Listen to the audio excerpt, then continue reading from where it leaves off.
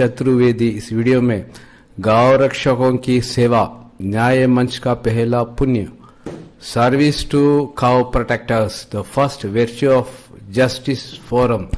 इसमें ये कहते हैं कि अक़लियत है ना, वो माइनॉरिटीज़ वो 14-15% हैं, 85% मेजॉरिटी है, उसका आदर नहीं करते, वो गौ मांस खाते हैं। तो आपको मालूम होना चाहिए कि दलित लोग हैं ना, वो हिंदू ही या वो कुछ अलग है, आपको बताना होगा, क्योंकि वो 18% है। वो SC ST मिलाकर, ट्राइबल मिलाकर 24-25% हो जाता है।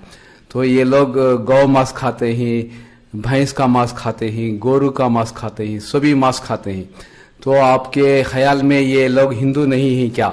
क्यों आपके माइनॉरिटीज को ही कहते हैं? लेकिन देखिए ना, ये हिंदुस्तान में कितने स्टेट हैं, आधा से ज्यादा स्टेट है ना, उसमें गौ मांस खाया जाता है, भैंसा, खुलगा सभी मांस खाया जाता है। जैसा कि ये द्राविडियन स्टेट है ना, तमिलनाडु, केरला, कर्नाटका, आंध्र प्रदेश, तेलंगाना, ये जो 1/4 of the states of India, 1/4 state है ना हिंदुस्तान का, यहाँ गौ मांस खाया जाता है, खुलगा, भैंसा सभी खाया जाता है। और दलित लोग है ना, वही कार से गौ रक्षक हैं, वही गौ का मांस भी खाते हैं और वही गौ का सेवा भी करते हैं, वो कोई दूसरा धर्म का नहीं करता है ना। तो देखिए ना, इतना स्टेट है, तमिलनाडु, केरला, कर्नाटका, आंध्र प्रदेश, तेलंगाना, गोवा, ओडिशा, झारखंड, बिहार, वेस्ट बंगाल, 7 स्टेट्स से, असम, त्रिपुरा, मेघालय, नागालैंड, इधर सब गौ मांस धड़ल्ले से खाता है ना। तो आप उधर की बात नहीं करते हैं, आप सिर्फ मेवात की बात करते हैं ना। मेवात छोटा सा इलाका है, लेकिन आधा से ज्यादा हिंदुस्तान 80% लोग गौ मांस खाता है।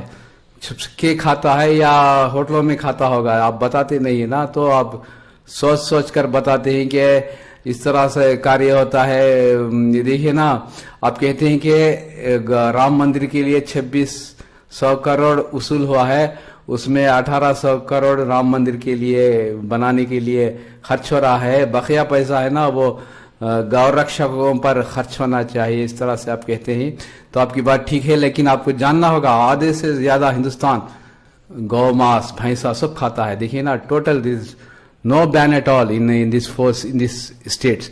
आधे से ज्यादा हिंदुस्तान में गौ मांस खाया जाता है। तो आपको पूरी हिंदुस्तान की बात कीजिए, आप सोच कर निगल कर कुछ बोलते हैं, वो उचित नहीं। क्या आप बताते हैं? हाल ही में राजस्थान के जुनेद और नासिर को हरियाणा में जिंदा जला दिया गया। इन 2 लोगों की हत्या का आरोप लगा बजरंग दल पर। काम करते हैं वे, सच में गाय की सेवा का काम करते हैं। जैसे अगर कोई भी गाय बीमार है तो उसे दवाई देना, गायों को गौशाला पहुंचाना, अगर किसी गाय की मौत हो जाए तो उसे जमीन के अंदर दफन करना, और ये काम वो निस्वार्थ करते हैं बिना किसी राजनीति के। लेकिन उन्हीं से मुझे ये जानकारी मिली कि बजरंग दल के कार्यकर्ताओं के ऐसे गिरोह ज्यादा सक्रिय हैं जो गाय ले जाने वाले वाहनों का पीछा करते हैं, पहले गौ तस्करी का आरोप लगाकर उनकी पिटाई करते हैं और बाद में जब पैसे लेने देने की बात हो जाती है तो पैसे लेकर छोड़ देते हैं। मुख्यतः यह काम गाय सेवा का नहीं बल्कि गाय के बहाने अपनी रोजी रोटी चलाने का है। और यह धंधा उत्तर प्रदेश से लेकर हरियाणा, राजस्थान, मध्य प्रदेश जैसे राज्यों में बड़े स्तर पर फैला हुआ है। इनमें अधिकतर बेरोजगार लड़के होते हैं जिनके पास कमाई का दूसरा साधन नहीं है। वे इस तरह के गिरोह बनाकर गायों को पालने वाले और लाने ले जाने वाले लोगों को तंग करते हैं। अगर वो मुसलमान हो तो उसे आसानी से गौ तस्कर कहकर पीटा जा सकता है। रंजन टाकले के अनुसार बजरंग दल ट्रकों को रोककर जबरन वसूली के काम में लगा हुआ है। अगर गाय का ट्रक लेकर निकलना है तो 14,500 से 15,000 रुपए तक देने पड़ेंगे। भैंस का ट्रक लेकर अगर पार करना है तो 6,500 तक की रकम देनी पड़ती है। इस धंधे की तह तक जाने में निरंजन टाकले की मुलाकात गुजरात में बजरंग दल के एक नेता चौधरी से होती है। चौधरी से पता चला कि चौधरी जैसे बजरंग दल के नेता और उनके लोग उगाही के इस धंधे को कायम रखने के लिए बीच बीच में किसी को भी मार देते हैं, जिससे उन इलाकों से जाने वाले लोगों में बजरंग दल का भय कायम हो जाए और उनका धंधा चलता रहे। और यह धंधा सिर्फ एक जिले या एक प्रदेश में नहीं है बल्कि पूरे उत्तर भारत में फैला हुआ है। सवाल यह है कि अगर बजरंग दल के कार्यकर्ता गाय की रक्षा करना चाहते हैं तो वे ही कार्यकर्ता 15,000 रुपए लेकर गायों के ट्रकों को छोड़ कैसे देते हैं। दूसरा सवाल यह कि क्या एक देश में जहां पुलिस है, सेना है, कोर्ट है, वहां उस व्यवस्था के बाहर ऐसे लोगों को कैसे अनुमति दी जा सकती है? क्या यह एक देश की शांति व्यवस्था के लिए सही है? क्या इससे समाज में अशांति नहीं फैलेगी?